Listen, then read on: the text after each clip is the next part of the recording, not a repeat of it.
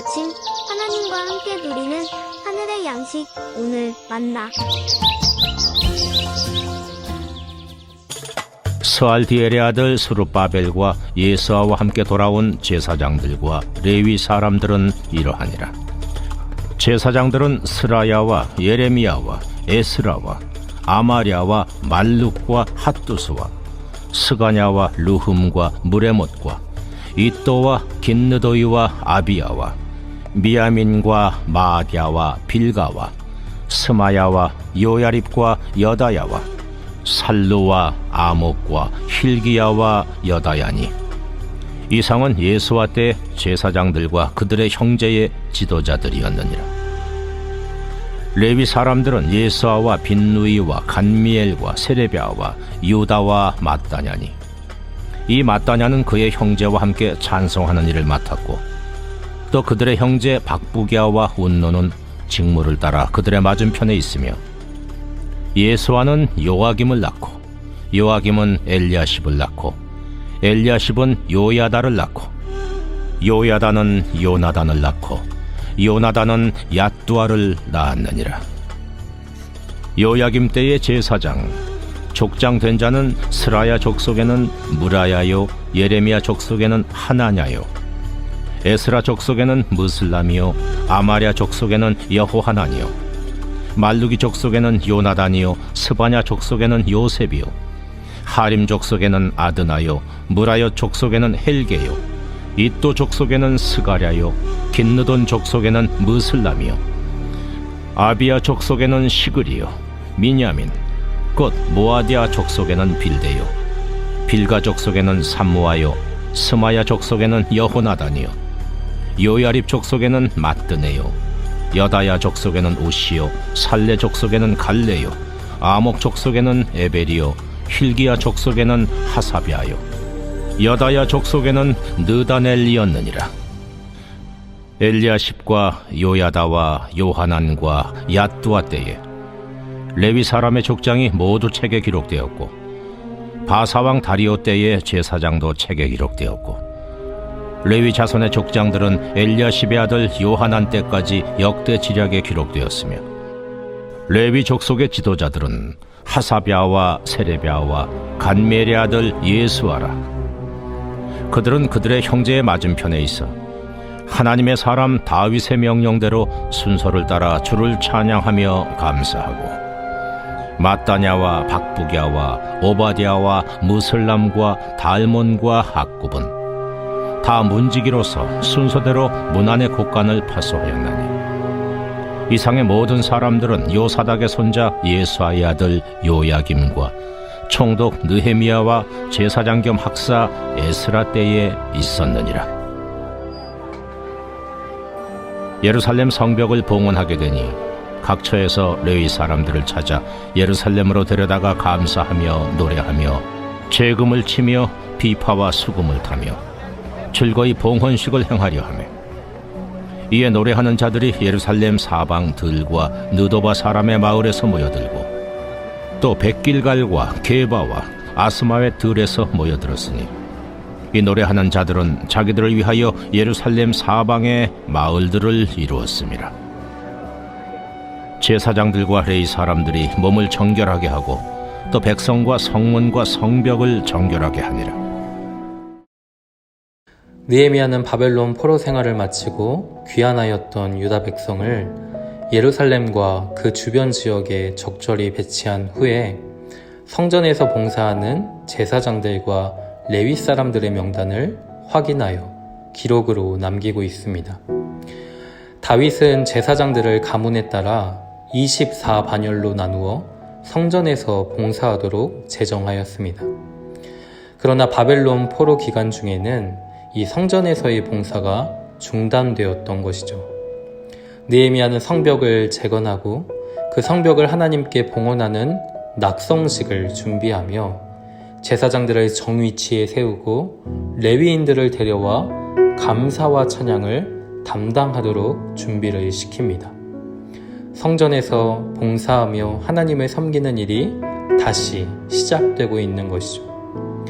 이 일을 위해 느헤미야는 제사장들과 레위 사람들의 명단을 확인하여 기록으로 남기고 있는 것입니다. 1절에서 11절의 말씀을 보면 바벨론 포로 생활을 마치고 스룹바벨과 예수아를 중심으로 1차 귀환 때 함께 돌아온 제사장들과 레위 사람들의 명단이 기록되어 있습니다. 이 명단은 유다의 총독이었던 스룹바벨과 대제사장이었던 예수아를 따라 고국으로 돌아온 제사장들과 레위 사람들 중 각 가문을 대표하는 자들의 이름이었죠. 예루살렘 성전이 재건되고 성벽이 중건된 후에 이들의 이름이 재차 언급되고 있는 이유는 하나님과 백성 사이의 중재자로서 제사장들의 역할이 매우 중요했기 때문입니다. 우리 8절과 9절 말씀을 보면요, 제사장들을 도와 성전에서 하나님을 섬기기 위해 귀국하였던 레위 사람들 중 마따냐라는 사람의 이름이 기록되어 있습니다.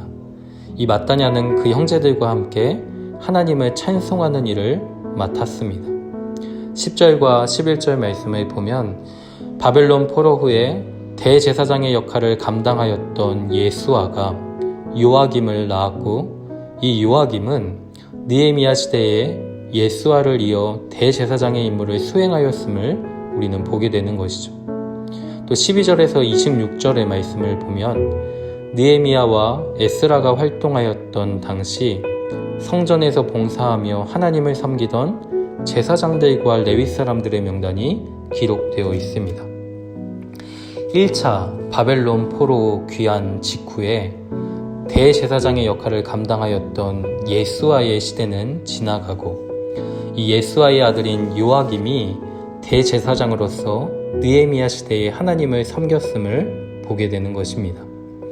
어떤 이들은 반차를 따라 주를 찬양하며 감사하는 직무를 맡았고, 또 어떤 이들은 반차를 따라 성전의 곳간을 파수하는 일을 감당하였습니다. 바벨론을 통한 하나님의 심판 가운데 하나님의 성전은 무너졌고, 성전에서 봉사하며 하나님을 섬기는 모든 일이 중단되었습니다. 그러나 하나님은 바벨론을 통한 징계의 기간 동안 친히 그들의 성전이 되어 그들을 지키고 또 보호하셨으며, 이제 그의 백성들을 고국으로 인도하여 다시 하나님을 섬기고 찬양하는 일을 감당하게 하시는 것입니다. 느헤미야는 성벽을 재건한 후에 그 성벽을 하나님께 봉헌하는 낙성식을 준비하며 제사장들을 다시 자신들의 위치에 세우고 하나님께 감사하며 노래하도록 각 처에서 레위 사람들을 찾아 데려오게 됩니다. 즐거이 봉헌식을 행하기 위해 재금을 치며 비파와 수금을 타며 하나님께 감사하는 찬송을 드리기 위해 일종의 찬양 대원들이 예루살렘에 모이고 있습니다. 성벽을 하나님께 봉헌하는 이 낙성식은 유다 백성들에게 안정과 또 평강을 주신 하나님께 최고의 감사와 영광을 드리는 신앙의 고백이었던 것이죠. 하나님의 보호와 또 은혜 아래 기쁘고 즐거운 새로운 삶이 시작되었음을 알리는 선포와 같았습니다. 사랑하는 성도 여러분, 바벨론을 통한 하나님의 심판 가운데 하나님의 성전이 무너지고 하나님을 섬기는 각종 규례와 성전의 제도가 중단되었으며 하나님을 향한 감사와 찬양이 사라진 것 같았지만 그것이 아니었죠. 다니엘서를 통해 우리가 볼 수 있듯이 바벨론 포로 중에서도 하나님은 그의 백성들로 하여금 살아계신 하나님을 찬송하게 하셨고, 바벨론 포로 이후에도 시대시대마다 하나님의 사람들을 세우셔서 하나님을 향한 감사와 찬양을 이어오게 하셨습니다. 상황에 따라 하나님을 향한 감사와 찬양이 사라지고 불평과 원망이 자리하기도 하지만 하나님은 그 본성 그대로 우리에게 기쁨이 되십니다. 하나님 자신을 기뻐하고 또 즐거워하는 것, 이것이 우리의 진정한 힘이라는 사실이죠. 다시 성전에서 봉사하며 하나님의 기쁨으로 섬기는 제사장들과 레위 사람들의 모습을 그려보십시오. 하나님께 감사하며 찬양하기 위해 예루살렘 사방에서 모여드는 사람들의 모습을 한번 그려보십시오. 성벽 낙성식에서 하나님을 향한 감사와 찬양이 울려 퍼지고 백성들 안에 하나님으로 인한 기쁨이 충만하였듯이 우리 공동체 안에 동일한 기쁨과 즐거움이 회복되고 하나님을 향한 깊은 감사와 찬양과 예배가 드려질 수 있기를 소망합니다.